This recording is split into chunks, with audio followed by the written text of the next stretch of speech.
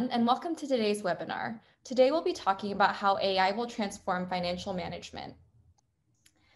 And first, we're going to go through a couple housekeeping items. So there's a Q&A interface on the lower left of your screen, and please use that to submit any questions to our presenters. During the course of the presentation, we're going to do our best to address those questions, but if we don't get to them, we'll follow up with you after.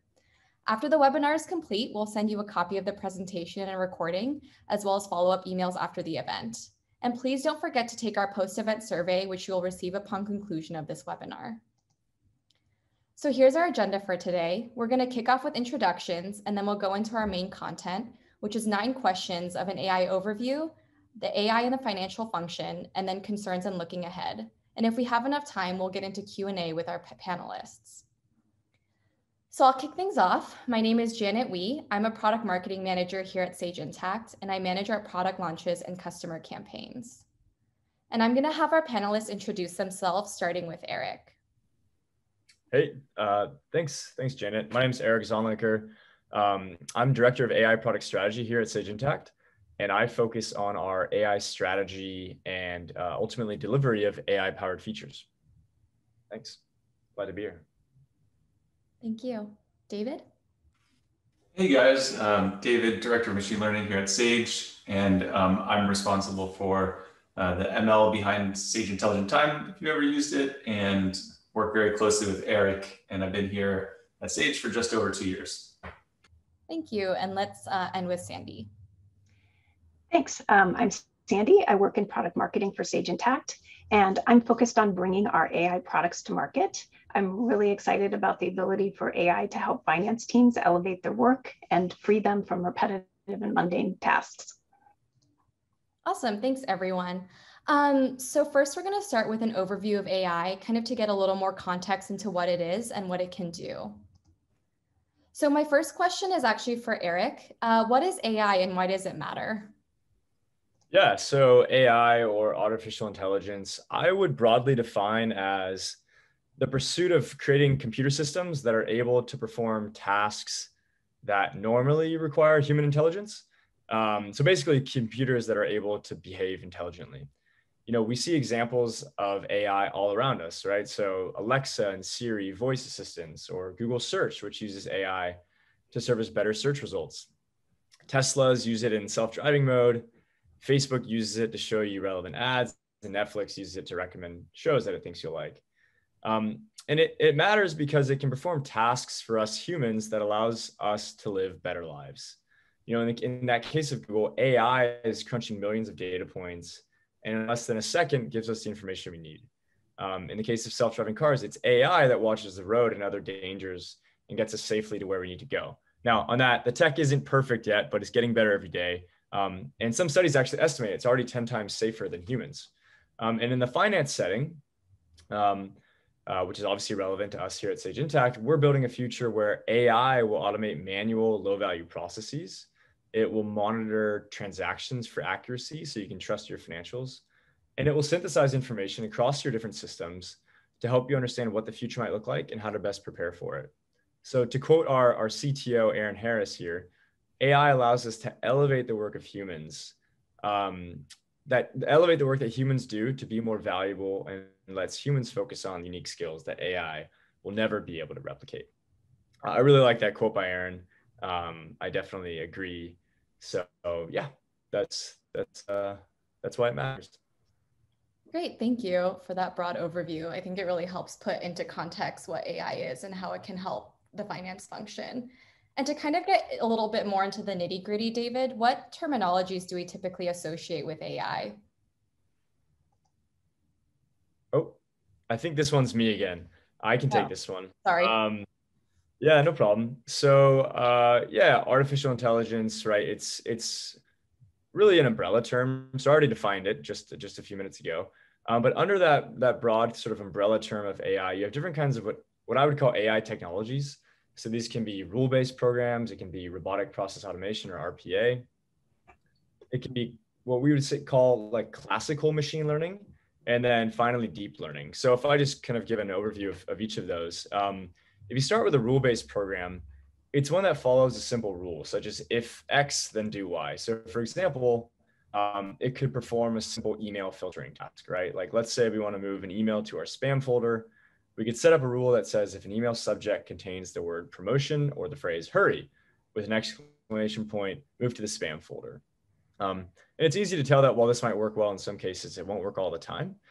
So if we move on to RPA, it's still a rule-based technology that relies on rules or code written by humans. But I would distinguish it from simple rule-based program because RPA programs can actually do more complex things. So for example, if we're kind of, so a couple examples, you could send data from one system to another when a certain action has occurred. Or they could be tasked to do something like open an email attachment, look at the contents. So if we want to improve our spam filter in this case using RPA, we could have the program open email attachments and look inside of them for other keywords that might indicate that an email is spam. You couldn't do that with a simple rule-based, X then Y thing. So that's where RPA is a little bit more powerful. And so while, rule-based programs and RPA are under this AI umbrella, it's only when we move onto machine learning, which includes both classical machine learning and deep learning, that we begin to talk about the usage of algorithms that can learn from data to perform more complex tasks. So this is the more kind of exciting fields of AI. And within machine learning, you'll hear about supervised and unsupervised learning. So I just want to touch on this quickly. Supervised learning refers to algorithms that are trained to learn certain patterns in data. While unsupervised learning refers to algorithms that are not trained on any data. And a really nice feature of supervised machine learning approaches is that oftentimes humans themselves, through using software, for example, can provide feedback to the algorithm in a process that we call human in the loop. And so ensuring that humans are in the loop means that humans are able to have some control over how the algorithm performs, which often leads to improved comfort, confidence in the system, as well as ultimately better performance. So that's a really nice feature of supervised machine learning problems. And many are supervised. But if I just kind of go back to our email filtering example, a classic supervised machine learning algorithm called naive Bayes is what was first deployed to combat the problem of email spam back in the 90s. So rather than creating rules, we allow the machine learning algorithm to learn from the data and auto-classify emails as spam or not. And so the algorithm itself will begin to learn what sort of words and phrases are likely to be spam. And then finally, talking about deep learning, the latest advances in the field of AI and machine learning have come from deep learning, which is a branch of machine learning where artificial neural networks, which are inspired by the human brain, learn from really large amounts of data. And these artificial neural networks or deep learning algorithms are those that power things like facial recognition, voice assistants like Siri, speech translation systems like Google Translate. So in our email filtering example, deep learning could actually take a email in French and translate it to English and then run that through maybe a different like classic machine learning spam filtering example and then determine if that's spam or not. So anyway, that was a lot, but hopefully that helps to clarify sort of what's under the umbrella term of AI and the varying abilities of each of those kind of technologies. Great, thanks for getting us into that, Eric. I think what might be helpful now is to maybe take a step back and kind of look at the practical day-to-day use of AI. Sandy, do you think you would talk to us a little bit about the different examples we're seeing that AI is being used in our day-to-day? Yes, of course. Many people still think that AI is some kind of science fiction that we see in the movies, but in reality, we use it every day without even thinking about it. I'll share just a few of the many examples that many of us are probably familiar with. Machine learning is used in many applications today, and Eric touched on some of these in his intro. It's used behind the scenes to filter spam in our email inboxes. It gives us driving directions and helps us avoid traffic. It makes recommendations for TV shows and movies based on what we've watched in the past. It's used in fraud detection, looking at our past purchase habits to identify unusual activity and then flag it. We also use conversational AI to communicate with machines without needing any specialized skills. So whether you're asking Alexa to turn off the lights, or asking Siri to dial a number or send a text for you, or interacting with a virtual assistant on a website for sales or customer support, conversational AI is behind it. We're also seeing AI applied to images. For instance, if you've got the latest smartphone that uses face detection to be able to turn on the phone or make purchases. And perhaps a usage that isn't as widely known, but I personally found this quite useful recently, was that I was able to take a picture of some tiles in a store, and then without knowing the brand or who made the tile, I was able to use Pinterest visual search to find that exact tile online. So helps us in our shopping. So AI is behind all that and much, much more. It's just part of our day-to-day, and we don't even really realize it or notice it. But it's also important to point out that while AI is doing some amazingly useful things for us, we're still in the early days, and there's still huge opportunity to create value in our everyday and work lives. Great, thanks, Sandy. And let's dive a little bit more into what AI could look like in our work lives, and especially here at Sage Intacct. So maybe David, do you think you could talk to us a little bit about the role that multi-tenant cloud plays in AI? Sure, yeah, so it's probably first worth talking about the difference between a multi-tenant cloud solution and a single tenant cloud solution. And the best way to describe that is that a multi-tenant solution, all customers, all users are interacting with a common instance of the software, and they all share from a big pool of computing resources. And that's what allows different users and different customers with different needs and performance and volume to scale elastically and grow and use those resources. Whereas a single tenant product really designs everything around one single rigid instance. And so this is what allows them to kind of scale with a larger pool of resources. And it's just overall a much more scalable and performant approach. And the other thing is that, multi-tenant cloud really comes in when it comes to AI systems, in that more data typically means smarter systems. So I'll give you two concrete scenarios where this comes in. First, a multi-tenant architecture helps us solve what's called the cold start problem. So let's say you just started using Sage Intacct and we have very little data about your specific company. In a single tenant architecture, since an AI system is only as smart as the data it's based off of, we can train, it would only be, pretty infantile at the beginning, right? But if you're in a multi-tenant architecture, we can train models for the superset of all our customers and then fine tune the results to each particular company's needs, and then thus provide AI from day one. So, kind of like a more close to home example is, imagine the first time you tried to use Google Maps and you wanted to find how long it would take to go from point A to point B, and Google said, I have no idea how long it would take, right? If they were just using your history. But instead, they look at how long it takes all of the users that use Google Maps, and they can give you a pretty good estimate that it's going to take 1 hour and 43 minutes for you to make that drive based off of all the other customers in their multi-tenant architecture. The second scenario is being able to harness the collective activity, the collective transactions across millions of users and millions of customers. So, for example, suppose your business just started purchasing standing desks for your employees because many are working remotely now. You might not have made that purchase before in your system. It's brand new for you, but many others of our customers may have. And so if somehow you entered the price of that table as $10,000, we wouldn't, in a single tenant scenario, we wouldn't bat an eye at that. We would say, okay, well, there's this item and you pay $10,000 for it. But in a multi-tenant setup, we may have many, many other customers who bought tables, and we know that $10,000 is too much to be paying for that, and that's probably a mistake. So those are just two concrete examples, but there's lots and lots of other benefits for being in a multi-cloud architecture. Great, thank you. So now that we've gotten a little more context into what AI is and what it can do for us, let's jump in a little bit more into the intersection between AI and the finance function. So first, we're going to kick it off with what sizes and types of businesses benefit from AI. And Sandy, do you think you could take this one? Yes.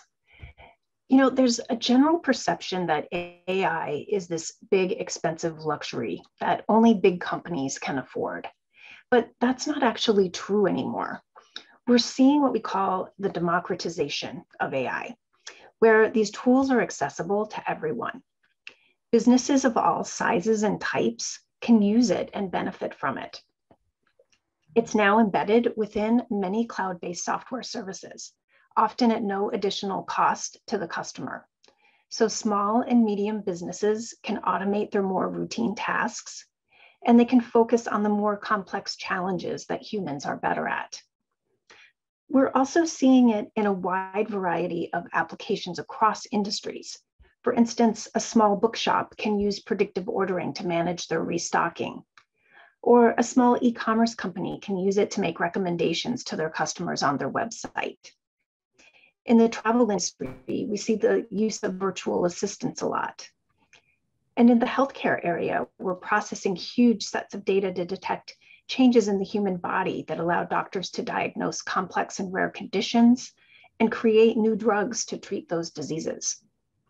In the hospitality industry, we see experimentation of food delivery by drones or self-driving cars.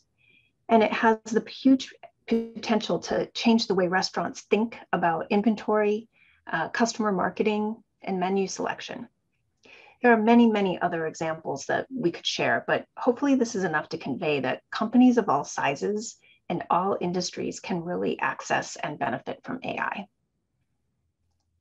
Thank you for that. And as far as what benefits AI brings to finance, Eric, do you think you could answer that for us? Yeah, definitely.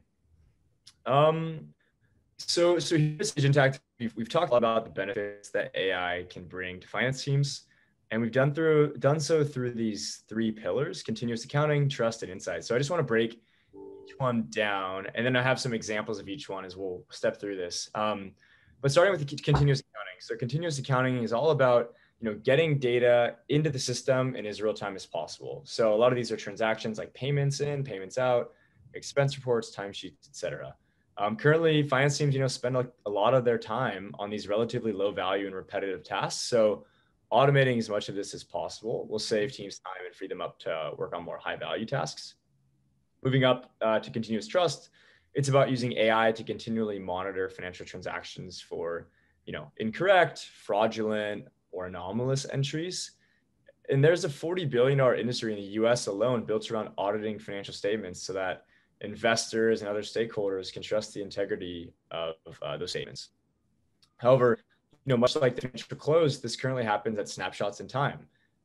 These audits happen monthly, quarterly, or annually. And so using AI to continuously verify transactions will improve accuracy and confidence in accounting statements. And then last year, moving on to continuous insights, just as the slide says, continuous insights is about knowing the unknowns. So maybe you want to know how many customers are going to churn next quarter, or maybe you want to know if you'll have enough cash flow in the coming months to invest in a certain piece of equipment or hire more team members. So this is also where AI can help. So moving through the deck, we'll talk about each of those with a product example that's actually in the Sage Intacct solution. So so this is, I love doing timesheets, said no one ever, right? So if talking about the first one, continuous accounting, while it might seem unrealistic to do this continuously, at Sage Intacct, we're making real progress for continuous accounting using machine learning. And we're starting with this process that's universally hated, filling in timesheets. So here's a screenshot of Sage Intelligent Time, which is an AI-powered time entry solution. We wanted to free service staff to focus on their clients. So our intelligent timesheets do the grunt work of combing through calendar, email, different files used for work to reconstruct the work week for professionals. They just review and submit. But it's really not just a benefit for the project staff. Because it's easier, their timesheets are more likely to be submitted on time and with higher accuracy for more accurate costing and billing.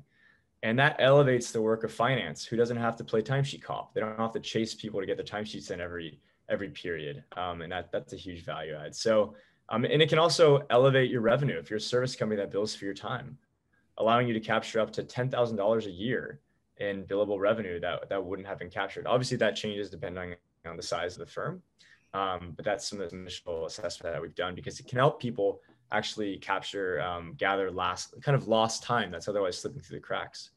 And as far as privacy goes, the user is in complete control of their data at all times.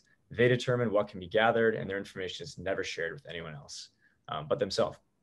And so this is an example of a supervised machine learning application that exists today in Sage Intacct for our project users. And it's also an example of how we factor privacy and trust into how we design our AI capabilities. Those are really important to us. So next, talking about continuous trust. I love reviewing journal entries, right? Said no one ever. So just like continuous accounting, Sage Intacct is delivering on this vision of continuous trust through a solution called outlier detection for GL. And this AI-powered outlier detection feature makes reviewing journal entries really easy. It looks for patterns in the data and flags transactions that don't fit past patterns. It provides transparency into why the item was flagged, so you don't need to guess. AI helps you gain more trust in your financial data, essentially. So there on screen, you can see it sort of flags what it deems to be an outlier, which would warrant for further review from a professional reviewing these entries. This capability actually exists today in Sage Intacct in our general ledger. And it's actually another example of supervised learning, because it learns from when you reject or accept the entry. And in the future, it will expand to other areas of the product. So really exciting. And then last year, talking about continuous insights, I love spending my weekends preparing for meetings. Said no one ever, right? I can really relate to that one. So, instead of exporting your data to do more complex analysis, such as forecasting, identifying outliers or correlations, you can use the power of AI to do the hard work for you without having to export a spreadsheet. But rather than spending your weekend gathering all the data and preparing, this analysis for a presentation on Monday, AI can essentially do this for you. And you can spend more time exploring the data to uncover insights, right? And recommending actions to take. Again, elevating the work of humans to work on more strategic, more value-add activities as opposed to collating information. And this functionality actually exists today in Sage Intacct's interactive visual explorer. In the future, AI may be able to make recommendations of actions to take based on benchmarks and successful things that other companies have done. So there's a lot that we can do in the future with this, and we're really excited to help people actually begin to look forward and forecast and kind of predict what might happen and what actions they might take in the future. All right, so that was a lot of ground to cover. Back to you, Janet. Thank you. And thanks for showing us how AI can be a powerful tool that can really change the way we work. It's really interesting seeing all of the neat things that are being done kind of to cut out a lot of the manual work that we have to do in the background. But there are also several concerns about AI, and we're going to touch on those and also kind of look at where we see AI moving in the future. And we're going to start with one of the heavy hitting questions. I think there's always a lot of concern around ethics and privacy around AI. And so, David, do you think you could talk to us a little bit about how those concerns are being addressed? Yeah, absolutely. So the first one is, and it should come as no surprise that AI models tend to embody human biases. And we all know that humans have biases. And the way that that happens is essentially that these AI models are trained on historical data, right? And if that historical data has biases in it, then these AI models could also have biases. In fact, they perpetuate them. And we've heard a lot of examples recently about the problems with facial recognition and many other systems, but the consequences of these biases can become critical. So that kind of brings me to the next point, which is how you train your AI models and monitor them to kind of to address these concerns, which are very valid ones. And it really comes with carefully reviewing the data that's used to train the models, using balanced training data, and constantly measuring your models for evidence of bias, right? You can't just train a model and just assume that it's not going to be biased. You really need to be scrutinizing it. But perhaps more importantly, it's important to think about the system as a whole and make sure that it doesn't lead to any ethical issues, and think about what you're trying to predict, not only the data that's fed into the system, but also what you're trying to predict. So for example, suppose you're training a model to predict salaries, right? Not necessarily something we're doing, but if you have training data that has, for example, pay gaps in different groups in your data, and you're trying to predict those salaries, your model might perpetuate those biases and those differences if you're not careful about them and do something about that. Secondly, it's about accountability, and more specifically, we need to make sure that our users and our customers trust our AI models. So a single wrong recommendation could really degrade trust and just cause great harm. And so we need to make sure that we don't introduce poor quality predictions. And we also need to make sure we have proper controls in place, not only on our end, but also for our customers to review the output of those models and to make sure that that they're in line. And then finally, we come to privacy of those users. We need to increase the security of the solution as whole.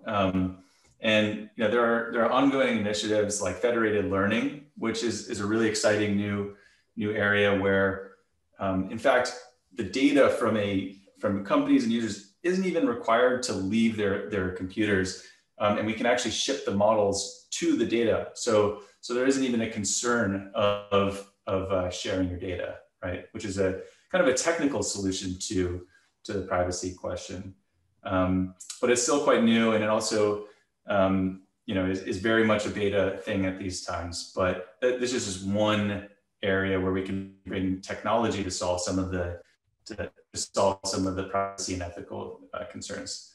So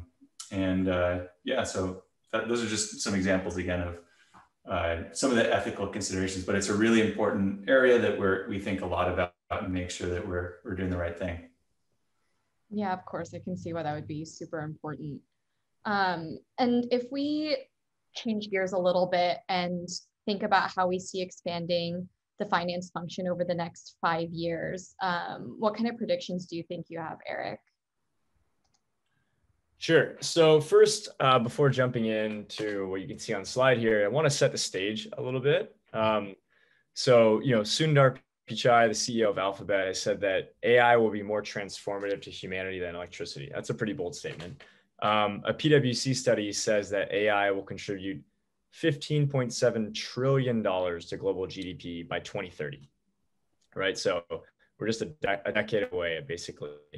And those stats aren't hard to come by either. I've found similar studies by Gartner, McKinsey that tell a very similar story. So lots of smart people think that AI will impact the world in a big way in really the not so distant future, right? So I want to kind of set the stage with that to show that AI is really kind of here and going to provide a lot of value, and already is. But to answer your question directly, how do I think AI will impact the finance function over the next 5 years? I see it happening in a few ways here. So first, I think finance teams should expect intelligent solutions that continuously analyze and monitor organizational performance. So, you actually heard about an example from me earlier, the Interactive Visual Explorer, where right now it's a tool to explore data, but in the future, it's likely to become much more intelligent, alerting you of significant changes in potential forecast areas. Second, I also talked earlier about anomaly detection or outlier detection. I think the next 5 years, customers can expect anomaly detection engines to analyze many, if not all, transactions in their system for ones that weren't extra review by a human. It's really important, I think, to have humans review these things, at least while trust is being built in the system.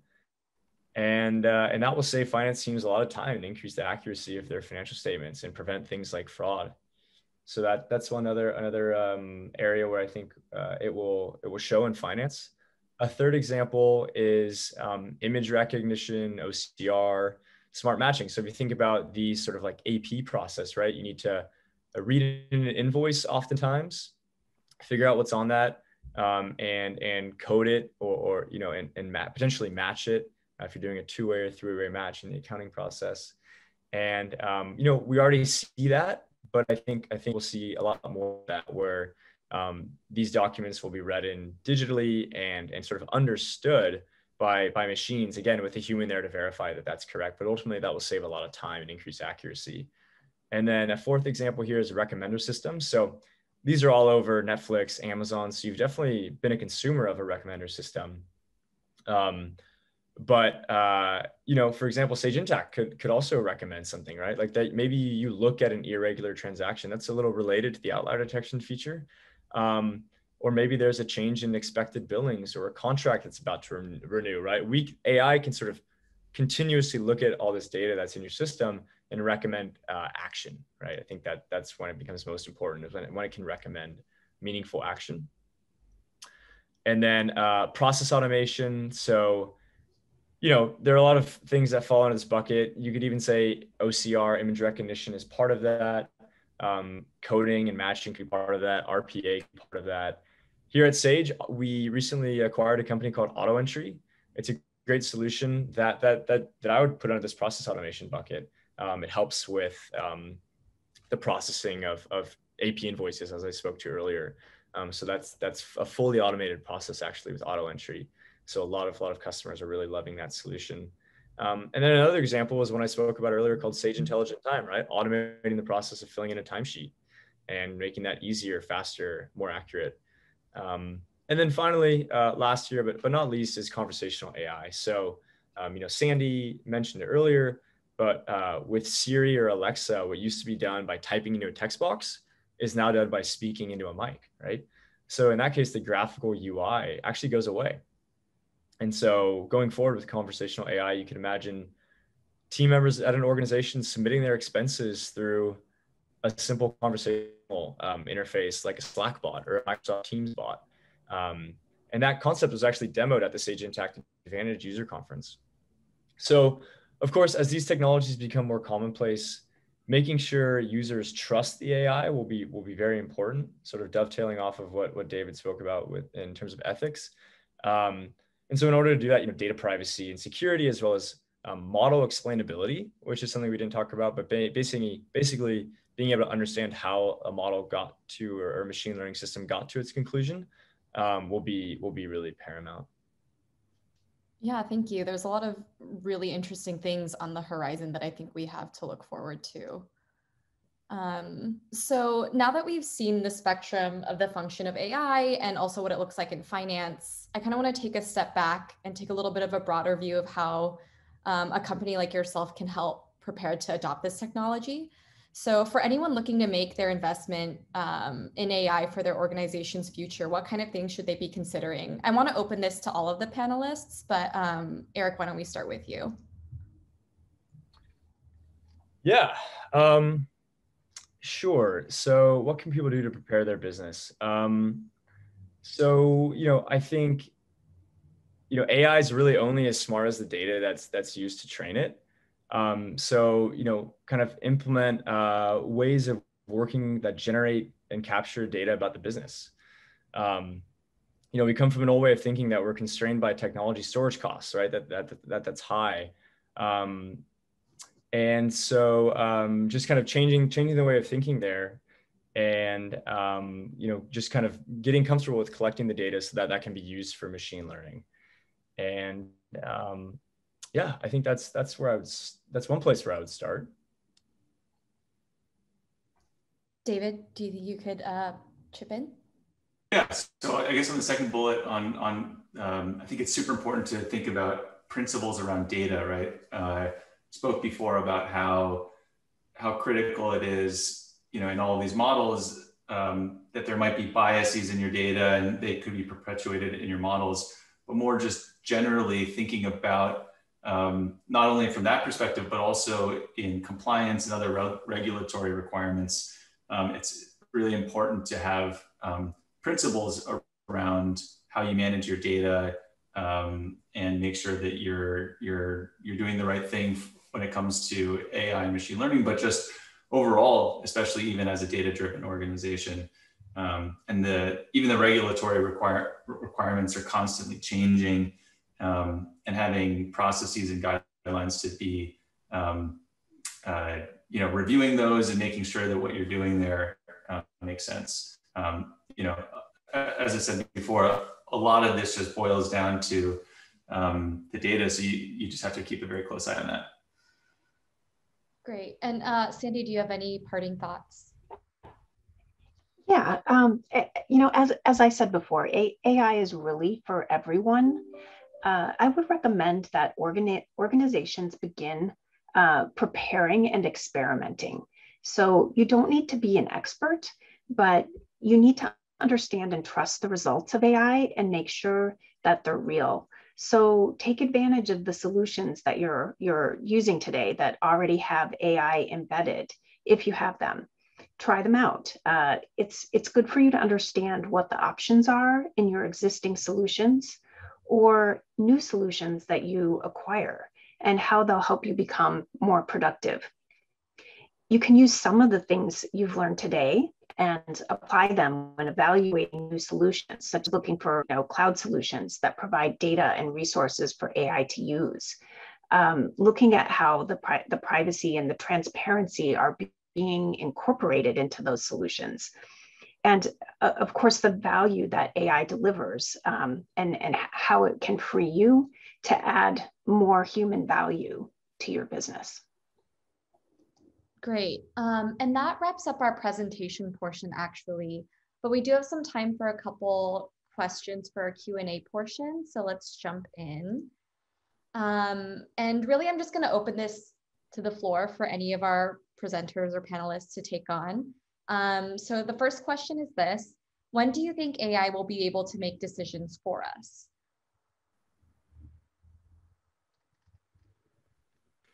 And anyone can jump in to answer this. Yeah, I guess I could chime in there and say, I think there are certain types of decisions that AI is already making for us. And I think that kind of goes into the category that Eric was talking about, RPA and these processes and things that kind of, machines are actually quite good at doing already. But then there's a different set of problems and things where, they may never make the decisions, but they help humans have all the information and recommendations to be able to make the decisions themselves, review that information, and then make those decisions. So, like Eric was saying, being able to elevate the human of works, the work of humans, kind of in line with Aaron Harris's statement at the beginning. Yeah, and the next question kind of ties into that, actually. And how do you all think that AI has affected Sage Intacct's overall strategy? I can take this one. I think it makes the strategy possible. We've created this, pretty provocative view of the future that we can eliminate the financial close and create continuous assurance and continuous insights. The only way that's possible is with AI.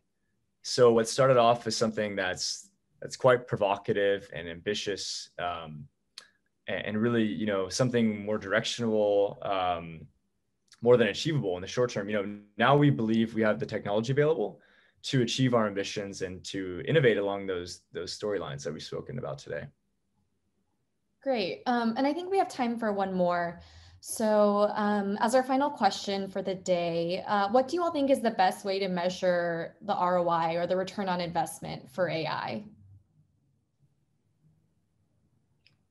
Sure, I can take a stab at this one too. I think we should be careful to not look at AI as the destination and not look at AI as the solution.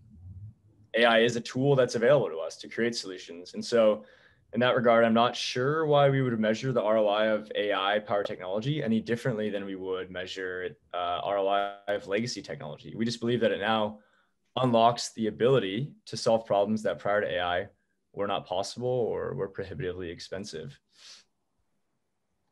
Yeah, and I think I'll also just add, I think there's certain areas where we can measure, very precisely the ROI. So, let's say you're able to get a better, it predicts better interest rates and loan types for you to manage your cash, right? And you can just measure, oh, look, I'm paying less in interest because of these recommendations. That's a pretty easy way to measure things. Or, if your timekeeping solution allows you to capture more of your billable time, you can say, okay, I've captured the X more hours and here's my billable rate, and that's how much more you've made. But I think more often than not, it's going to be a fuzzier a picture where it's not as easy to measure the ROI. Great, thank you everyone. That wraps up all the time we have for today. I want to thank all of our presenters for being with us and sharing a little bit of their expertise. And I also want to thank all of you who've tuned into this webinar today. And before we wrap up, I just wanted to leave everyone with some parting words from Ginny Rometty, who is the former chairman and CEO of IBM and current co-chairman at 110. Some people call this artificial intelligence, but the reality is that this technology will enhance us. So instead of artificial intelligence, I think we'll augment our intelligence. And finally, if you're interested in learning more, we offer a number of resources all on our website. You can activate a free trial so you can get a hands-on experience of Sage Intacct, or sign up for a variety of upcoming webinars. You can also follow us on Twitter, connect with us on Facebook, or call us directly at that number here. Thank you so much for joining us today.